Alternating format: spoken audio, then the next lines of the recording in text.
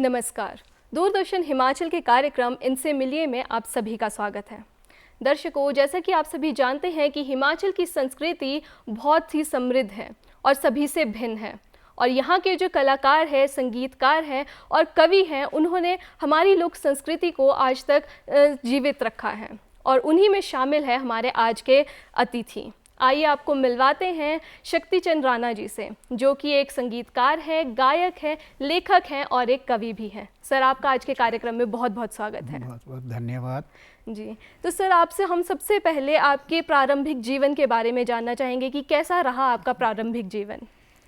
प्रारंभिक जीवन बहुत अच्छा रहा जी। शुरुआती दौर में तो ऐसा था कि मेरे जो पेरेंट्स थे, माता पिता थे, वो कराची से अपरूट हुए थे 1947 में जी। और उसके बाद फिर तब मैं छोटा सा था, लेकिन उसके बाद फिर वो पंजाब में जा कर के सेटल हुए। जी। वहाँ से फिर सारा मेरा शिक्षा दीक्षा का कार्यक्रम चला। कुछ शिक्षा 2 साल के लिए गांव के स्कूल में हुई। जी। उसके बाद फिर वो अपने साथ मुझे जलंधर ले गए। जी। तो मेरी बाकी की शिक्षा जो है वो सनातन धर्म स्कूल में जलंधर में पढ़ने का मुझे सौभाग्य मिला। जी। और उसके बाद फिर मैट्रिक मैंने लंबागांव से की, अपने प्रदेश से आकर के। जी। जी। हिमाचल बोर्ड से, जी। ना पंजाब बोर्ड था उस टाइम पर। और उसके बाद फिर जा कर के जो आगे की शिक्षा थी वो डीएवी कॉलेज जलंधर में हुई। जी। तो वो जलंधर में उस कॉलेज में, अच्छे कॉलेज था, उसमें पढ़ने का मौका मिला। जी। बीएड राजस्थान से करी जा कर के। उसके बाद शिक्षा विभाग हिमाचल प्रदेश में जो है ये सिलसिला चला। जी। तो मतलब आपने बहुत सारी जगह घूमी है अपने प्रारंभिक जीवन में। सौभाग्य रहा मेरा। जी। तो सर, अगर हम आपके जैसे ये लेखन और गायन की बात करें तो आपको कितना समय हो चुका है इसको लिखने में, गाने में, और कब से आपने शुरू किया था ये? गाने का सिलसिला जो है वो मेरा बचपन से शुरू हुआ था, क्योंकि मेरे दादाजी और मेरे पिताजी जो थे वो खुद गाया करते थे। जी। जी। और मैं उस टाइम पर मुश्किल से दूसरी क्लास में पढ़ता था, तो उन्होंने मुझे ब्रह्मानंद के भजन गाने सिखाए थे। अच्छा। बहुत अच्छी पुस्तक है एक, ब्रह्मानंद की भजनों की। जी। जी। तो बड़े अच्छे और सुर ताल में वो बने हुए भजन हैं। जी। हालांकि मेरे को वैसी शिक्षा तो नहीं मिली इसकी जो है वो संगीत की, जी। लेकिन शौक़ था गाने का और थोड़ा सा स्वर भी ठीक था। जी। तो मैं भजन गाया करता था, तो वो मुझसे सुना करते थे, पर सिखाया भी करते थे और सुना करते। तो ये एक आप कह सकते हैं कि एक पीछे से चली आ रही परंपरा जो आपकी है। पारिवारिक पृष्ठभूमि है। जी। जी। तो उसमें से चल आ रहा है। तो मतलब अच्छा, वहाँ से मुझे एक मिला था प्लेटफॉर्म। जी। वहाँ से ही आपको रुचि आई? हाँ, रुचि पैदा हुई। उसके बाद फिर गाया करता था मैं, लेकिन फिल्मी गीत हुए, भजन हुए, इनको 1974 में जब मैं बाहर से सर्विस करके और कांगड़ा पहुँचा जी और बैजनाथ में पहुँचा, तो वहाँ पर मेरी मुलाकात कुछ अच्छे साहित्यकार मित्रों से हुई। जी। जो कांगड़ा का जो परिवेश है उसमें जितने अच्छे से अच्छे साहित्यकार रहे, उनके साथ मेरा उठना बैठना हुआ। और उस वहाँ पर उन्होंने मुझे प्रेरणा दी कि आप गाते हो तो आप कोशिश करो लिखने की। जी। जी। तो शुरुआत हुई एक मुशायरे से, एक कवि सम्मेलन था। जी। जी। और कांगड़ा लोक साहित्य परिषद के मंच से वो कार्यक्रम हो रहा था। जी। डॉक्टर गौतम व्यथित जी उसके निदेशक हैं। जी। और सारे बहुत सारे थे, मतलब डॉक्टर प्रेम भारद्वाज, मनोहर सागर पालमपुरी, पीयूष गुलेरी, प्रत्यूष गुलेरी बंधु। तो इस तरह से बड़ा सा शेष साहित्य में सदन के जो थे हमारे एक किस्म के बहुत मशहूर लेखक थे, शेष अवस्थी जी। जी। तो ओम प्रकाश प्रेमी जी, ऐसे लोग थे जिनके साथ जब उठना बैठना हुआ तो लगा कि ये बहुत अच्छा लिख रहे हैं और क्या मैं भी लिख सकता हूँ। तो फिर वहाँ से शुरुआत हुई और पहला गीत लिखा, और वही गीत जो था वो बाद में चर्चित भी हो गया। जी बिल्कुल, वही हम आपसे जानना चाहेंगे कि जैसे आपका जो पहला गीत था जो आपने लिखा था और जो आपने रिकॉर्ड किया, वही आपका बहुत फेमस हो गया था, तो वो कौन सा गीत था और उसके भाव क्या थे, वो हम जानना चाहेंगे। एक्चुअली वो यंग एज थी और उसमें जो है वो गीत लिखा गया था पहाड़ी में, अगर पहाड़ी में बोलूँ मैं, जी जी, तो गड़े चुक्की चल रहे पानी है जो तू गोरे तेरे पैर कस दे। जी जी। और ये गीत जब मैंने गाया तो एक किसी मुशायरे में गाया, तो उसके बाद ये गीत किसी ने लिया मेरा, और वो ऑल इंडिया रेडियो शिमला से भी किसी ने गा दिया ये गीत। अच्छा। और मेरे को पता नहीं कि किसी ने वो गीत लिया हुआ है, कोई गा रहा है मेरे लिखे हुए गीत को। जी जी। तो ट्रांजिस्टर पे गीत शिमला रेडियो चल रहा था जी। और मैं बाहर बैठा हुआ स्कूल की तैयारी में शेव शूव कर रहा था, तो वो गीत बजने लगा। अच्छा। तो आई वाज सरप्राइज, मैंने कहा मेरा गीत किसने गा दिया। फिर बाद में पता लगा मेरे दोस्त हैं एक, उन्होंने बिलासपुर से हैं, कश्मीर लाल गुप्ता जी, उन्होंने यहाँ से गाया था। अच्छा, और तो उसके बोल लोगों आपको तक पहुंचाया आपका हाँ गीत। जी सर, हम चाहेंगे कि आप उसके कुछ बोल सुना एक दो पंक्तियाँ गुनगुना के सुनाता हूँ। वो गीत था, घड़े चुकी चल पानी जो तू, घड़े चुकी चल पानी जो तू, ओ गोरे तेरे पैर घस दे, ओ तेरे दिखी दिखी नोए नोए चा, तेरे दिखी दिखी नोए नोए चा, ओ मुँह फेरी लोक हंस दे, ओ घड़े चुकी चल पानी जो तू, ओ गोरे तेरे पैर घस दे। इस गीत को बाद में फिर मेरे ही विद्यार्थी रहे हैं धीरज शर्मा जी, जो मशहूर सिंगर हैं हमारे हिमाचल के, फोक सिंगर, लोक गायक, उन्होंने लिया फिर मुझसे, और वो SD कश्यप के स्टूडियो है मंडी में, वहाँ से उन्होंने इसकी रिकॉर्डिंग की एक ऑडियो कैसेट में, और उसके बाद उसमें निकला वो, फिर वो उसके बाद फिर पॉपुलर हुआ जी। तो इस तरीके से सर जो आपने ये गाना गाया, ये बहुत ही, पहले तो बहुत सुंदर आपने ये गाना गाया, इसके जो बोल है वो बहुत ही प्यारे हैं। तो हम चाहेंगे कि थोड़ा इसके पीछे की आप हमें एक स्टोरी बताएं कि क्या आपके इसकी इंस्पिरेशन कहाँ से आपको मिली थी, किस तरह से आपने लिखा ये गाना? ऐसा है कि जब वो कार्यक्रम एक कवि सम्मेलन का वहाँ पर हो रहा था, तो उससे 2 दिन पहले मुझे मेरे दोस्त ने, किसी ने कहा कि आप गाते हो तो आप उसमें भाग लीजिए और उसमें लिखिए कुछ और जाइए जी। तो मैं ये सोचता रहा उसको कि भी कैसे लिखा जाए, लिखा तो मैंने कभी नहीं था पहले जी जी। फिर ये ऐसे गुनगुनाते हुए मैंने जो है ये बोल मेरे मुंह पर चढ़े, ये घड़े चुपकी चले पानी जो, तो लेकिन उससे पहले एक ऐसी एक युवती की फ़ोटो मेरे दिमाग में आई, जो उसने घड़ा सिर पे उठाया हुआ है जी, और वो पानी के लिए जा रही है जी।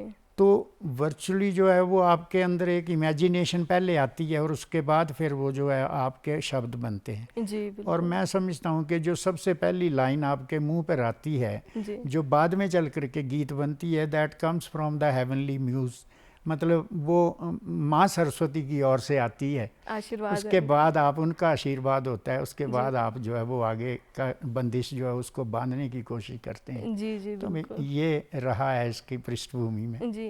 सर आपने बहुत सारे चीज़ें लिखी है, आपने बहुत सारे गाने लिखे हैं, तो हम आपसे जानना चाहेंगे, क्योंकि जब हम लेखन की बात करते हैं, गाने की बात करते हैं, या फिर हम कविताओं की बात करें, तो उसमें शब्दों का चयन और उनका तालमेल आपस में वो बहुत ज़रूरी होता है, जो कि एक बहुत अच्छी रचना बना देते हैं आगे। तो आप किस तरह से उनका तालमेल बिठाते हैं?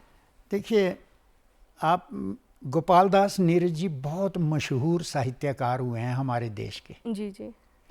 उनकी 2 लाइनें हैं कि आत्मा के सौंदर्य का शब्द रूप है काव्य जी, मानव होना भाग्य है, कवि होना सौभाग्य जी जी। बिल्कुल। तो ये अपने आप में बड़ी बात है कि ये ईश्वर की देन होती है जब आपके हाथ से कोई चीज़ जो है वो उसकी, वो चाहे कलाकार है जी, वो चाहे रंगमंच पे है, चाहे वो चित्रकार है जी, कोई ना कोई प्रतिभा वो एक आपके अंदर जो है वो परमात्मा ने दिया होता है, तो वो उसके हिसाब से वो चलता है। जहाँ तक आपने बात की है शब्दों के चयन की जी, तो मैं ये महसूस करता हूँ कि एक तो प्रभु परमात्मा की देन तो होती ही है जी, लेकिन अध्ययन बहुत ज़रूरी होता है। जितना ज़्यादा से ज़्यादा पढ़ेंगे जी, उतना ही आप जो है वो आपके पास एक शब्दकोश का भंडार रहता है जी, जी, और जितना आपका शब्दकोश का भंडार है जी, आपका सोचने का फलक जो है वो भी उतना ही एक्सपैंड होता चला जाता है।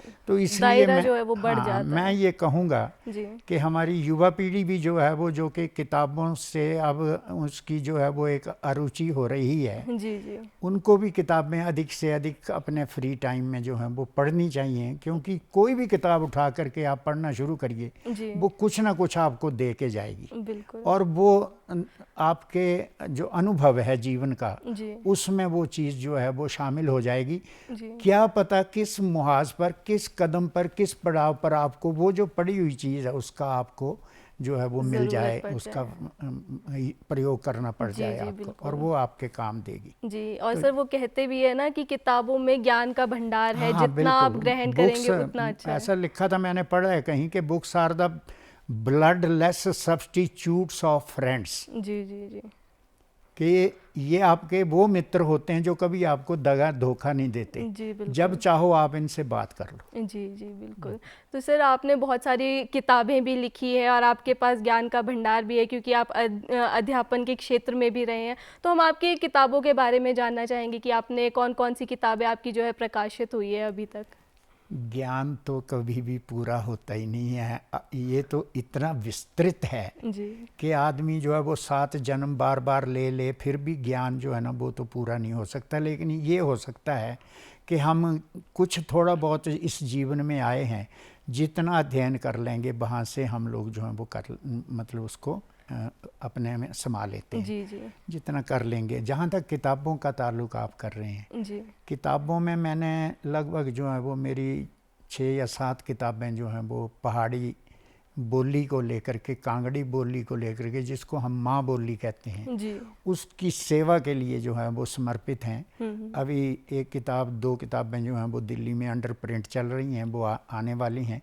लेकिन इस वक्त 5-6 किताबें जो हैं वो मेरी उसमें खंड काव्य हैं, गीत हैं, कविताएं हैं जी। वो मतलब प्रकाशित हो चुकी हैं पहाड़ी में। हिंदी में मेरा जो है वो लगभग 2-3 किताबें हिंदी में निकली हैं जी। तो वो प्रकाशित हैं। उनमें से ये पढ़ी है एक वेदना के स्वर जी। तो ये किताब है जिसको आप, ये वेदना के स्वर जो है जी जी। ये अभी रिसेंटली आई है और इसमें मेरे सारे हिंदी गीत हैं। अच्छा। जो इसमें लगभग 125 के आसपास, 130 के आसपास गीत हैं और ये सारे के सारे जो हैं वो स्वर में हैं। अच्छा। मैं गा सकता हूँ इनको। जी जी जी। वो स्वरों के रूप में है ताकि आप उसको संगीत में भी पिरो सकें। हाँ, कोई भी गा सकता है, कोई जी भी। जी बिल्कुल। हाँ। तो सर जैसे हम आपकी अगर दूसरी एल्बम की बात करें जो आपका आया था दंदे वाली पीर बुरी, हाँ। तो उसके बारे में हम जानना चाहेंगे। उसके भी आपके जो गाने हैं वो काफ़ी फेमस रहे थे। हाँ बिल्कुल। मेरा यूट्यूब चैनल है धौलाधार की गूंज। अच्छा।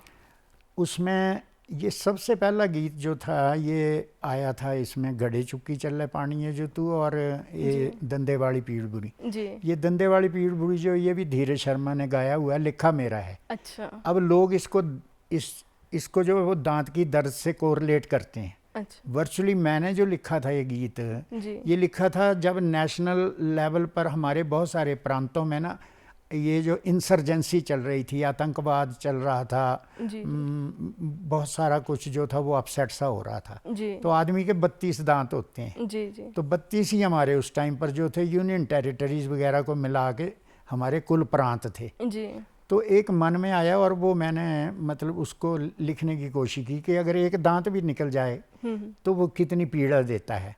तो हमारे जितने प्रांत हैं उनमें इस तरीके से जो इंसर्जेंसी हो रही है अगर वो निकल जाए जी जी। तो वो क्या करेगी, मतलब उससे तो पूरे का पूरा जो हमारे सरदार पटेल जी ने जो सारी रियासतों को इकट्ठा किया तो वो तो सारा सपना उनका जो है वो छिन भिन्न हो जाएगा जी।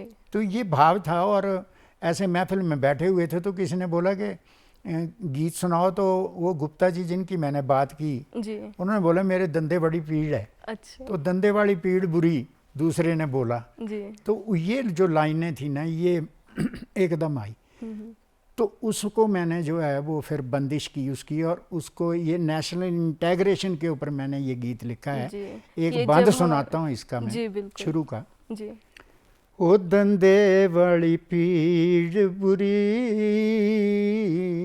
तालुएं कड दी चढ़ाका हो दिखा कोई चेलड़ू मियो इसा उठ दिया ठाका हो दंदे वाली पीड़ बुरी तालुएं कड दी चढ़ाका एक निकली ता होर भी जाने चट तो पाकुसी बैद सियाने ओ फिरी पछताना कजो होई जाना खीर गड़ा का हो धंधे वाली पीड़ बुरी तालू में कड दी चढ़ा का। तो इसमें ये तोपा कोई चेलड़ू में हो यानी कि अच्छा नेता आए जो इन सारी परिस्थितियों को थोड़ा संभाले, ठीक करे, तो वो भाव था जी। तो मुझे लगा कि शायद मेरा गीत जो है वो काफ़ी साल पहले गाया और लिखा था जो अब सार्थक होने लगा है और हमें कुछ ऐसा महसूस हो रहा है कि अब परिस्थितियाँ ठीक होती जा रही हैं, वो इंसर्जेंसी भी कम हो रही है, बाकी चीज़ें भी सारी जो इस वक्त हैं वो कंट्रोल में आ रही हैं और ये राष्ट्र के लिए अच्छा है। जी सर, ये बहुत ही सुंदर जो गाना आपने गाया है और जो इसका भाव है इसके पीछे का कि जो अगर हमारा कोई हिस्सा अगर हमसे अलग हो जाता है तो क्या फील होता है उसके बारे में, तो ये बहुत सुंदर था। ये बड़ी मुश्किल से हमने हज़ारों साल की गुलामी के बाद हमने ये मिली है, इसको हम ऐसे ना गवा दें, मतलब सबसे बड़ी बात ये है, इसको गंवाना ठीक नहीं। बिल्कुल सर। तो सर आपको आपकी रचनाओं के लिए बहुत जगह पे सम्मानित भी किया गया है, आपको पुरस्कार भी मिले हैं, थोड़ा आप उसके बारे में हमें बता दीजिए। ऐसा पुरस्कार तो ये एक अपने आप में एक बहुत बड़ी उन जो भी संस्थाएं देती हैं ये मैं उनका बड़प्पन कहूँगा।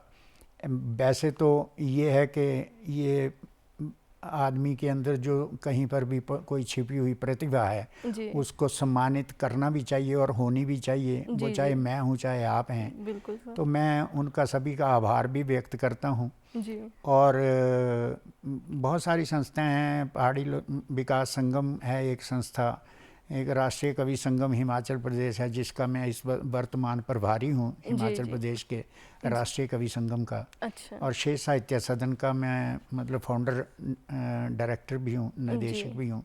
ये संस्था हमने खड़ी की थी जिसमें लगभग 45-50 के आसपास साहित्यकार, बहुत अच्छे साहित्यकार और महिला साहित्यकार जो हैं वो जुड़ी हुई हैं, कवियत्रियाँ बहुत अच्छा लिखती हैं।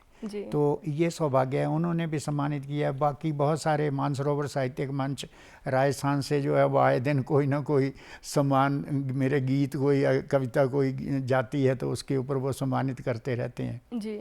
और कोई ऐसी बात नहीं है, ये चलता रहता है, लेकिन लेखन चलना चाहिए। मान सम्मान तो अलग बात है, वो समय के बाद भी मिलते हैं। मुंशी प्रेमचंद जी को तो उनके जाने के बाद लोगों ने जो है वो उनको वो ख्याति दी, सम्मान दिया। ये कोई नहीं, हमारा काम है कि हम समय का सदुपयोग करके चलें। सबसे बड़ा साहित्यकार समय, सबसे बड़ा वैज्ञानिक समय, सबसे बड़ा डॉक्टर समय, यानी समय हर चीज़ को जो है वो अपने ढंग से। आपने 50-70 साल पहले कंप्यूटर का नाम नहीं सुना होगा, बिल्कुल। तो ये समय है जो सारी चीज़ें करवाता है। और साहित्यकार जो साहित्य लिखता है और वो किताबों में आता है, वो समय अनुसार जो है वो उसके आधार पर लिखता है। कोरोना काल में पता नहीं कितनी रचनाएं रच दी गई, लिख दी गई। साहित्यकारों ने कोरोना को लेकर के बहुत कुछ लिखा। अगर कोई जंग चल रही है उसको लेकर के जो है वो, चाहे वो भारत पाकिस्तान की रही हो, चाइना की रही हो, उसको लेकर के, या कोई और परिस्थितियाँ, सामाजिक परिवेश है उसको लेकर के, तो ये सारी चीज़ें जो हैं। और सर जो भी हम रचना करते हैं, जैसे आपने कहा समय का ही सब खेल है, तो जो भी रचनाएं होती है वो हम किसी भी समय पे सुने वो उसी समय के हिसाब से हमें एग्जैक्टली सेम लगती है। बिल्कुल। ऐसा लगता है जैसे अभी के लिए ही लिखी गई हो, चाहे वो कभी भी लिखी गई हो। बिल्कुल। साहित्य जो एक ऐसी चीज़ है जिससे रुचि आदमी की कभी अरुचि में नहीं बदलती। जी बिल्कुल। जितनी बार आप किसी रचना को, आप चाहे कालिदास जी के जो साहित्य है उसको पढ़ें, आप श्री रामचंद्र शुक्ल हमारे राष्ट्रीय कवि हुए हैं, या दिनकर जो हुआ, रामधारी सिंह दिनकर हुए हैं, या किसी भी की भी आप रचनाएं पढ़ेंगे, आपको जब पढ़ेंगे तब ताज़ा लगेंगे। बिल्कुल। बाकी चीज़ों से अरुचि हो सकती है जी। हम इवन पैसे से भी, या हमारी प्रॉपर्टी जो, उससे भी अरुचि हो सकती है जी। इससे अरुचि नहीं होती। बिल्कुल। तो सर हम रचनाओं की बात कर ही रहे हैं, तो आपका एक रिसेंटली गाना आया था चस्का लगा चंडीगढ़ का, वो भी काफ़ी फेमस हुआ है। आपकी बहुत सारी रचनाएं हैं जो कि काफ़ी ज़्यादा फेमस रही है, तो उसके भाव हम जानना चाहेंगे कि किस तरह से आपने वो गाना लिखा था और किस तरह से जो फिल्म आया गया है वो, उसके बारे में।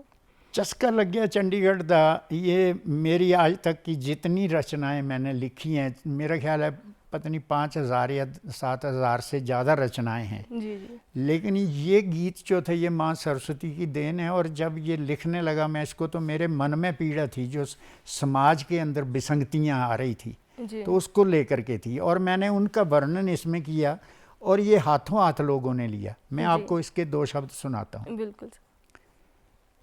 चस्का लगया चंडीगढ़ दा ए, दिल लगदा नी सुरगानी ताजी हो हुण नी गमदी मित्रो ना मगरूरा पानी। हुण सुन सुने टपरू मित्रो सुन सुनिया बाटा। हुण कर कर जंदरे लगे मित्रो खड़ियां मंजियां खाटा। हुण गबरू फिरन कुआरे मित्रो मिलदे नी अज हाणी। चस्का लगया चंडीगढ़ दा ए, दिल लगदा नी सुरगानी ताजी होआ हुण नी गमदी मित्रो ना मगरूरा पानी।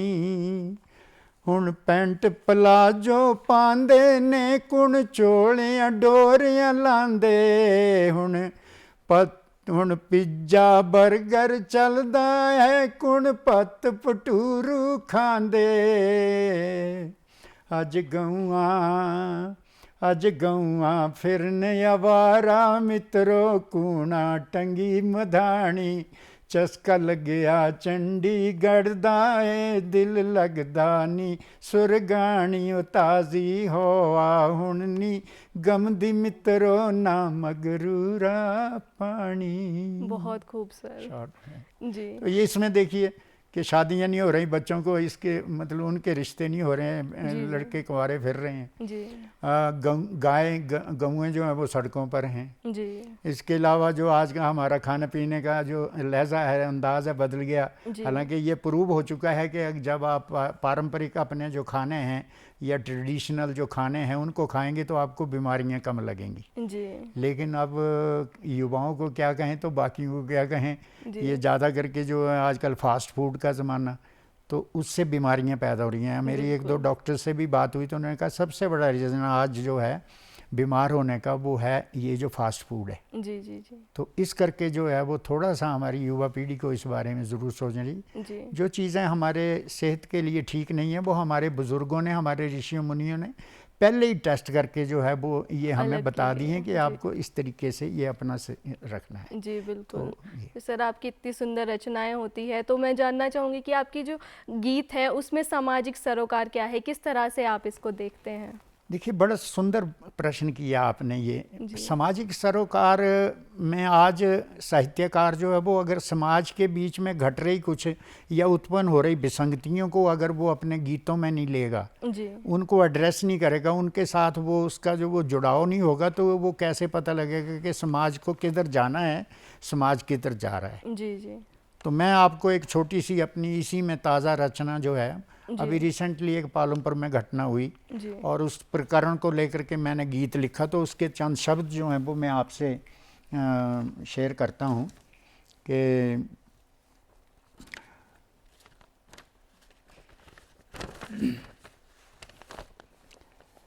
पक्की गईयां फसलां गाड़ुआं सुआड़ुआं,